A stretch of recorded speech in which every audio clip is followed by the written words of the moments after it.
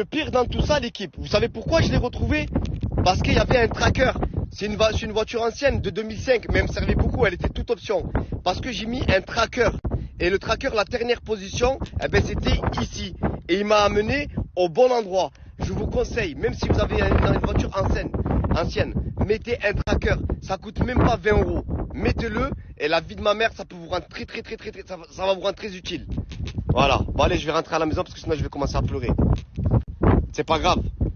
L'essentiel dans la vie, c'est que même s'il nous arrive des trucs comme ça, c'est pour nous rendre plus forts. Je baisserai pas les bras et je continuerai à avancer. Et je veux même pas savoir c'est qui. Parce que vous savez pourquoi? Le bon Dieu va s'occuper d'eux. Moi j'y crois. J'y crois. Wallah al-Adim, j'y crois. Petit détail pour les amateurs là qui ont fait ça là. Ça c'est des personnes, ils n'étaient pas tout seuls. Vous savez pourquoi? Parce que pour venir dans un endroit comme ça, isolé, d'accord? Vous voyez bien que c'est isolé et que c'est loin des premières habitations. Ils n'étaient pas tout seuls. Ça veut dire que ça a été fait en bande organisée. C'est-à-dire que c'est quelque chose qui a été calculé et prémédité. Et donc, il y a une voiture qui est venue. On le voit, hein, qu'il y a des traces de pneus. Regardez là. Vous voyez là? Donc ça, ils sont pas venus tout seuls. C'est-à-dire qu'ils sont venus la cramer exprès pour me faire du mal. Et ils sont repartis avec une personne en voiture. Mais ce qu'ils savent pas, c'est qu'ils ont fait ça pas dans les règles de l'art.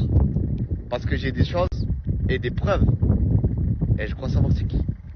L'équipe, il y a une story que j'ai oublié de vous mettre aujourd'hui. Parce que dans la panique, dans la colère, j'ai oublié de vous mettre cette story-là. Parce qu'au fait, si vous voulez, dans ma voiture, il y avait les clés du camion. Et les clés du camion, ça veut dire que les personnes qui ont pris ma voiture ont les clés du camion.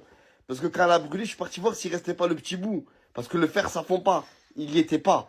Et ça veut dire qu'ils ont les clés du camion. Donc, vous savez qu'est-ce que j'ai décidé de faire? Regardez. Ah, maintenant, c'est simple. Maintenant, j'ai peur qu'on me vole mon camion. Et mon camion, je tiens comme la prunelle de mes yeux. Donc, le camion, il va pas rester là ce soir. Parce que je pense qu'il y a des personnes qui m'en veulent. J'ai appelé le dépanneur. Il va le mettre dans un endroit sûr. Franchement, je sais pas qui c'est qui est contre moi, qui m'a fait ça, qui m'a volé ma voiture devant chez moi. Mais le camion, j'ai pas envie qu'on me le vole. Donc, monsieur le dépanneur, s'il vous plaît, vous pouvez me la ramener dans un endroit sûr? Monsieur, s'il vous plaît, monsieur, je vous parle sérieux, j'ai des enfants. Oh, monsieur le dépanneur. Mais ça, c'est un dépanneur, il aime jamais être filmé, je comprends pas. Allez, ramène-moi ça dans un endroit sûr, s'il te plaît. Tu le mets dans un coffre-fort. Vous voyez là, il y a marqué hôtel de police. Et je vous promets, je lâcherai pas l'affaire. Vous savez pourquoi? Parce que quand on s'en prend à ma famille et qu'on enlève quelque chose à mes enfants qui permet de les rendre heureux jusqu'à devant chez moi, faire ça à moi, crevette, je fais jamais rien à personne. Eh bien, sur la vie de ma mère, je vais pas lâcher l'affaire. Et même s'il faudra retourner tout Perpignan, de toute façon, ils sont morts. Il y a beaucoup d'indices. Et c'est des Mongols. Ça, c'est des gens qui ont tout calculé pour me le faire. Ils sont tellement Mongols, tellement le bon Dieu il est avec moi. Si vous voyez les preuves que j'ai pour remonter la source et trouver ces personnes, je vais pas les insulter. Eh bien, ils iront se débrouiller à la police. Et je pense que la vie de ma mère, ils vont se retrouver au centre pénitentiaire. Là-bas, là, en promenade, là-bas. Ah, bande d'ahmar, bande de bourricots, comme disent les anciens. Regardez, là, je sors, ça y est, de l'hôtel de police. Ça m'a pris quelques minutes. Ils m'ont reçu, VIP. Et